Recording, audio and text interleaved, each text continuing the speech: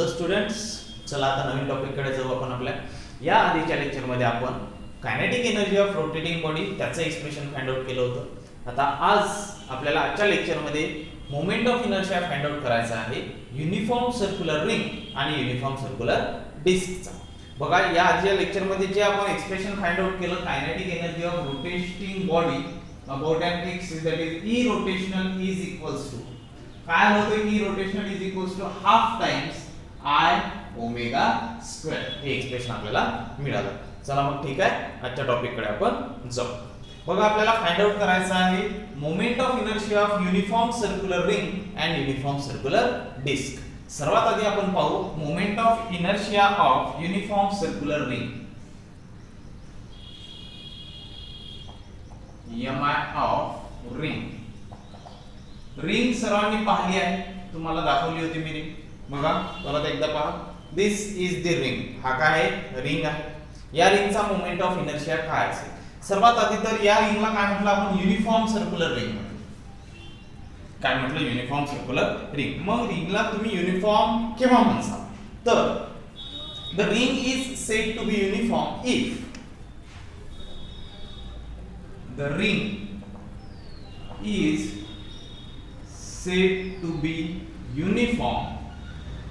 said to be uniform if its mass is situated at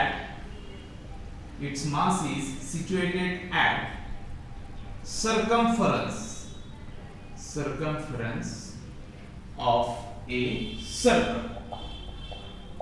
बघ, रिंगला uniform केव्हा म्हणसाल तुम्ही? एखादी रिंग आहे सर्क्युलर, त्याला युनिफॉर्म केव्हा म्हणसाल? जेव्हा त्या रिंगचं मास हे सर्कम्फरन्स जवळ सिच्युएटेड असेल, थ्रूआउट सर्कम्फरन्स जवळ सिच्युएटेड असेल, त्याच रिंगला तुम्हाला काय म्हणावं लागेल? Uniform circular ring. सपोज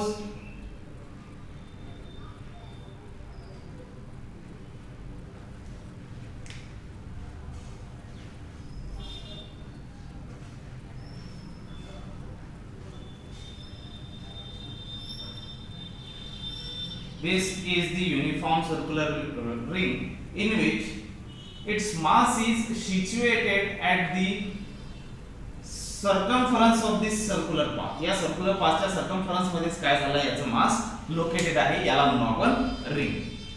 आणि हा आहे एक्सिस ऑफ रोटेशन. सपोज करा ही या बाजूने अशी या वेळी रोटेट करत आहे. एक्सिस ऑफ रोटेशन आहे. हा आहे सेंटर ऑफ रोटेशन. मग हा जो एक्सिस आहे, या एक्सिसचं नाव काय आहे? या एक्सिसला काय म्हणतात? The axis which is passing through the center of mass and perpendicular to the plane of rotation. The axis which is passing through the center of mass and perpendicular to the plane of rotation. हे झालं या एक्सिसचं description. कसा pass होऊन राहिला? Centre of mass मधनं pass होत आहे आणि या plane of rotation. This is the plane of rotation. Then in that case this is the axis. मग या प्लेन ऑफ रोटेशनला तो कसा आहे? परपेंडिक्युलर आहे. ओके, तर the moment of inertia of circular ring we know that the formula of mi is, mi चा formula काय आहे? mr square. Product of mass of summation of mi ri square हा formula आहे. म्हणजेच काय? या मासचा आणि स्क्वेअर ऑफ डिस्टन्सचा काय असतो? प्रोडक्ट असतो. सपोज करा याचं मास आहे कॅपिटल M, रिंगचं पूर्ण मास आहे कॅपिटल M, आणि ही रिंग कशी आहे? युनिफॉर्म आहे. मग युनिफॉर्म रिंग आहे तर त्याचं मास हे या सेंटर ऑफ मास पासून नॉट सेंटर ऑफ मास पासून एक्सिस ऑफ रोटेशन पासून किती या डिस्टन्स वरती आहे? प्रत्येक पार्टिकल या सर्क्युलर रिंगचा पूर्ण मास, प्रत्येकाची रेडियस किती आहे? Capital R. म्हणजे एक्सिस ऑफ रोटेशन पासून या पार्टिकलचं डिस्टन्स किती आहे? r. आणि त्याचाच आपण काय घेत असतो? स्क्वेअर. म्हणजे काय? mi is equals to mr square. म्हणजे हा फॉर्म्युला कशाचा झाला? Moment of inertia of ring, uniform circular ring. Okay, this is the standard formula. Easily आपण कॅल्क्युलेट करू शकतो moment of inertia of ring. ठीक. आता आपल्याला फाइंड आउट करायचं आहे moment of inertia of uniform circular disc. आता पहा mi ऑफ डिस्क. सर्वात आधी तर डिस्क कशी? बघा दाखवली तुम्हाला. This is called as disc shape. हा शेप कोणता आहे? डिस्कचा शेप आहे. याचा मोमेंट ऑफ इनर्शिया आपल्याला काढायचा आहे. मग अगेन युनिफॉर्म डिस्क आहे, तर त्या डिस्कला तुम्ही युनिफॉर्म केव्हा म्हणसाल? The circular disk is said to be uniform if its mass per unit area and composition is same. Mass per unit area and composition is same. म्हणजे प्रत्येक एरिया मध्ये त्याचा मास हा सारखा असला पाहिजे. Mass per unit area is same. That is mass per unit area हा जो रेशो आहे आणि त्याचं कंपोजिशन जे आहे ती थ्रू आउट कसं असलं पाहिजे? सेम असलं पाहिजे. म्हणजे फॉर एक्झाम्पल पहा, ही आहे रिंग, सॉरी ही आहे डिस्क. सर्वात आधी तर डिस्क कशी तयार होते पहा. रिंग पासूनच आपण डिस्क तयार करू शकतो. ही तुम्हाला डिस्क दिसत आहे. या डिस्क मध्ये ही हा सपोज सेंटर, मी एक राऊंड ड्रॉ केला. सपोज करा हा जो दिसतो आहे सिंगल रिंग आहे, त्याची रेडियस इथपासून इथपर्यंत सपोज. आता आपण आणखी एखादी दुसरी रिंग घेतली, त्याची थोडीशी रेडियस वाढवली आणि ती अशी ठेवली तर ओके. त्यापेक्षा आणखी एक मोठी रिंग घेतली, ती अशी ठेवली. आणखी एक दुसरी मोठी रिंग घेतली, ती अशी ठेवली. इन्क्रीजिंग रेडियस वाल्या रिंग्स आपण घेतल्या आणि यावर अशा ठेवत गेलो तर एक टाइम असा येतो की काय तयार होतो, या रिंग पासून, नंबर ऑफ रिंग्स पासून काय तयार होते? एक डिस्क तयार होते. आणि याचा मास पर युनिट एरिया, हा जो एवढा मास आहे, मास एका एवढ्या युनिट एरिया मध्ये कसा आहे? कॉन्स्टंट आहे. सपोज करा ही याची एक रिंग आहे, एवढ्या एरिया मध्ये याचा मास कसा आहे? कॉन्स्टंट. मास पर युनिट एरिया हा रेशो कसा आहे? कॉन्स्टंट. आणि त्याचं कंपोजिशन थ्रू आउट कसं आहे? सेम आहे. Then this disc is called as uniform circular disc. आणि तयार कशी होती? मल्टिपल रिंग्स घेतल्या ऑफ इन्क्रीजिंग रेडियस, तर त्यापासून काय मिळतं आपल्याला? एक डिस्क तयार झालेली मिळते. ठीक आहे. तर आता याचा आपण moment of inertia find out करू. मग हा जो रेशो असतो यामध्ये मास पर युनिट एरिया, या रेशोला म्हटलं जातं सिग्मा. सिग्मा दॅट इज याला म्हटलं जातं सरफेस डेन्सिटी. सरफेस डेन्सिटी हा जो आपल्याला इथे दिसून राहिला ratio sigma is called as surface density, that is mass per unit area. म्हणजे sigma is equals to mass of this, suppose mass of this ring is m upon, sorry not ring, आता सध्या आपण disc बद्दल बोलत आहे.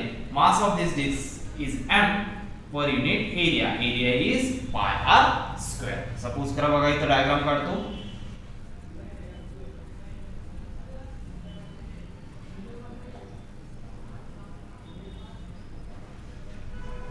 पहा diagram, ही काय आहे? Uniform circular disc. आणि कशी तयार झाली? रिंग पासून. आधी कमी रेडियस वाली रिंग, त्यानंतर थोडीशी मोठ्या रेडियस वाली रिंग, त्यापेक्षा थोडीशी मोठ्या रेडियस वाली रिंग, रिंग रिंग रिंग वर रिंग रिंग वर कॉन्सेंट्रिक रिंग्स त्याला आपण म्हणतो. चांगला वर्ड कोणता आहे त्यासाठी? कॉन्सेंट्रिक रिंग्स पासून जे काय तयार होते? एक डिस्क तयार होते. आता या डिस्कचा मोमेंट ऑफ इनर्शिया काय आहे ते आपल्याला फाइंड आउट करायचं. बघा सर्वात आधी तर sigma that is called as surface density is the ratio that is mass per unit area is same throughout. Mass per unit area कसा असतो? सेम असतो. आता यामध्येच एक रिंग कन्सिडर करतो मी, कारण ही डिस्क कशापासून तयार झाली? रिंग पासूनच तयार झाली. तर एक एलिमेंटल रिंग त्याला आपण म्हणू. सपोज करा हे एक रिंग कन्सिडर केली आपण. जेव्हा आपण अशा रिंग वाढवून जाऊ कॉन्सेंट्रिक, तेव्हा काय तयार होऊन जाईल? ऑटोमॅटिक डिस्क तयार होईल. हे एक रिंग, याला आपण म्हटलं elemental ring. Suppose that the width or the thickness of this ring is dr. या रिंगची थिकनेस किती आहे? dr एवढी त्याची थिकनेस आहे. आणि सेंटर ऑफ मास मधून जो एक्सिस जात आहे त्या एक्सिस पासून याचं डिस्टन्स आहे सपोज r. किती डिस्टन्स आहे? r एवढा डिस्टन्स आहे. आणि हा जो रिंग आहे याचा मास आहे suppose dm. dm is the small mass of this ring. मग आता आपल्याला moment of inertia find out करायचा आहे डिस्कचा. सर्वात आधी आपण ही जी आपण रिंग इथे कन्सिडर केली त्या रिंगचा moment of inertia find out करू. पहा लक्ष ठेवा.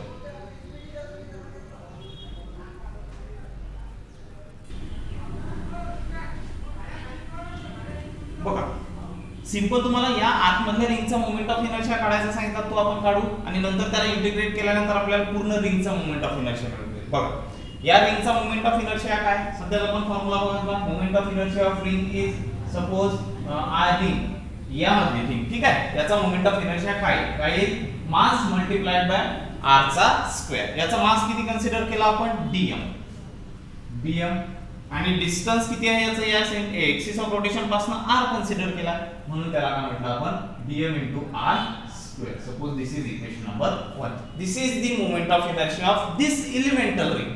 कोणती रिंग आहे? एलिमेंटल रिंगचा मोमेंट ऑफ इनर्शिया आहे.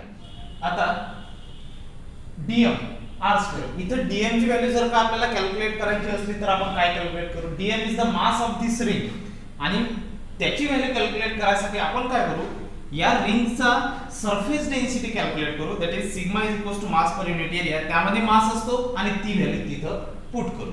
मग काय मिळेल पहा. याचं जर का तुम्हाला सरफेस डेन्सिटी काढायची सांगितली फॉर एलिमेंटल रिंग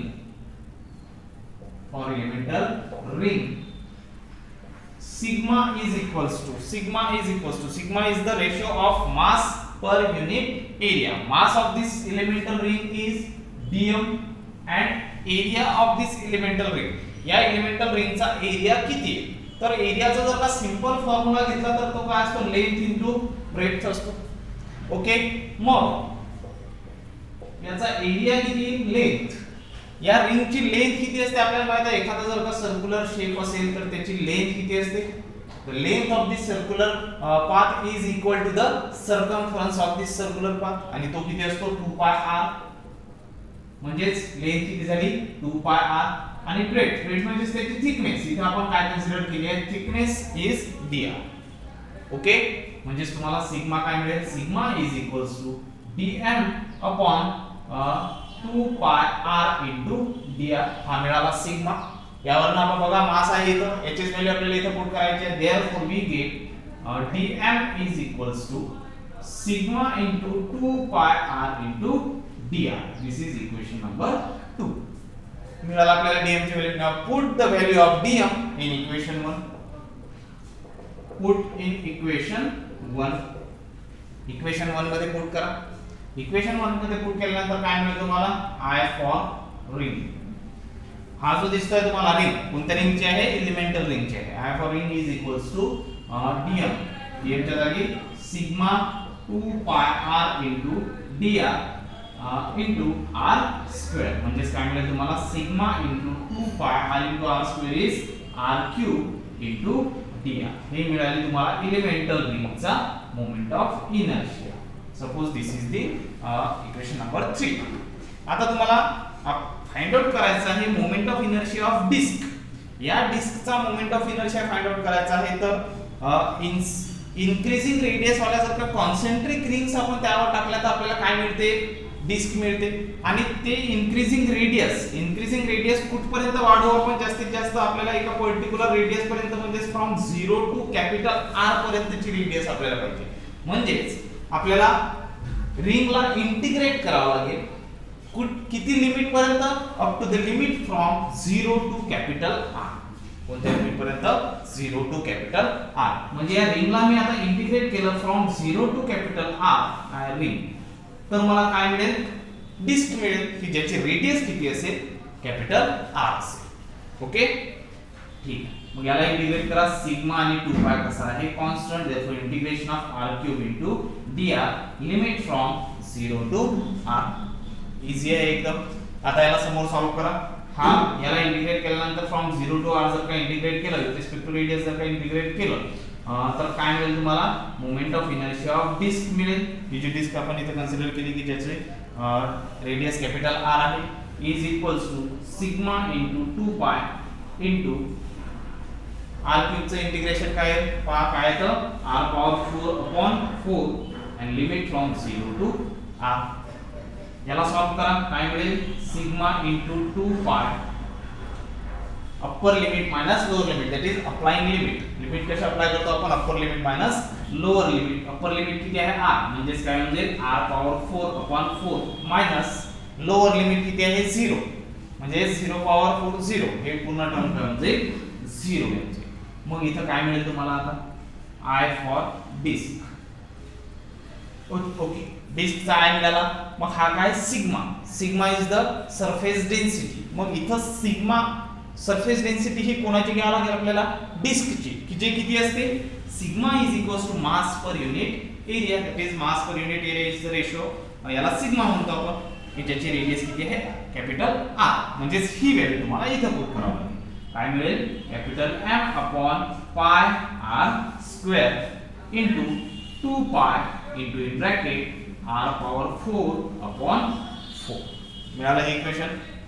याला सॉल्व करा. पाय पाय कॅन्सल, हा 2 या 4 सोबत कॅन्सल, इथे किती राहिले 2, हा r स्क्वेअर आणि r पॉवर 4 मध्ये 2 गेले, इथे काय राहिले 2 राहिले. म्हणजे काय मिळालं m r square upon 2. Finally we get the relation expression I for disk is equals to m r square upon m r square upon 2. This is the required expression for the moment of inertia of a uniform circular disk. Uniform circular disk चा moment of inertia चा expression काय मिळालं? m r square by 2. Okay, this is all about this mi of circular disk. आणि परत पहा, observe करा, I for ring चा moment of inertia असतो mr स्क्वेअर आणि I for disk चा मोमेंट ऑफ इनर्शिया असतो mr स्क्वेअर बाय 2. जो की सध्या आपण फाइंड आउट केला. पहा दोघांमध्ये काय फरक आहे? हा mr स्क्वेअर आहे, हा mr स्क्वेअर बाय 2 आहे. म्हणजे हा पूर्ण 1 आहे, तर हा काय त्याच्या हाफ आहे. म्हणजेच रिंगचा मोमेंट ऑफ इनर्शिया जास्त आहे, डिस्कचा मोमेंट ऑफ इनर्शिया कसा आहे? कमी आहे. बघा या आधीच्या मोमेंट ऑफ इनर्शियाचं कन्सेप्ट ऑफ मोमेंट ऑफ इनर्शियाचं जे एक्सप्रेशन आहे त्यामध्ये मी तुम्हाला सांगितलं होतं रिंगचा मोमेंट ऑफ इनर्शिया हा जास्त असतो, डिस्कचा मोमेंट ऑफ इनर्शिया हा कमी असतो. बघा मॅथमॅटिकली पण ते काही इथं प्रूफ आहे. आणि ज्या बॉडीचा मोमेंट ऑफ इनर्शिया हा जास्त असतो ती बॉडी काय करते? जास्त दूरपर्यंत रोटेट करते. आणि ज्याचा मोमेंट ऑफ इनर्शिया हा कमी असतो ती कमी दूरपर्यंत रोटेट करते. सांगितलं तुम्हाला, एक रिंग घ्या, एक डिस्क घ्या, असे फ्लोअरवर सोडा. जास्त दूरपर्यंत कोण जातं? रिंग जास्त दूरपर्यंत जाते. का? कारण त्याच्याकडे मोमेंट ऑफ इनर्शिया हा जास्त असतो. आणि मोमेंट ऑफ इनर्शिया हा जास्त असल्या कारणानं तो मोमेंट ऑफ इनर्शिया त्या बॉडीला, त्या बॉडीची रोटेशनल मोशनची जी कंडिशन आहे ती मेंटेन ठेवण्यासाठी हेल्प करतो. ओके, हे त्याचे ऍप्लिकेशन्स आहेत असं म्हणावं लागेल आपल्याला. ठीक आहे, हे this is all about the moment of inertia of ring and disc. आता याच्या समोरचा टॉपिक आपण बघू नेक्स्ट लेक्चर मध्ये. आपल्याला मोमेंट ऑफ इनर्शिया डिफरंट शेपचे जर का मोमेंट ऑफ इनर्शिया कॅल्क्युलेट करायचे असतील तर त्यासाठी युजफुल असे 2 थेरम्स आहेत, पॅरलल एक्सिस थेरम आणि परपेंडिक्युलर एक्सिस थेरम. ते आपण बघू नेक्स्ट.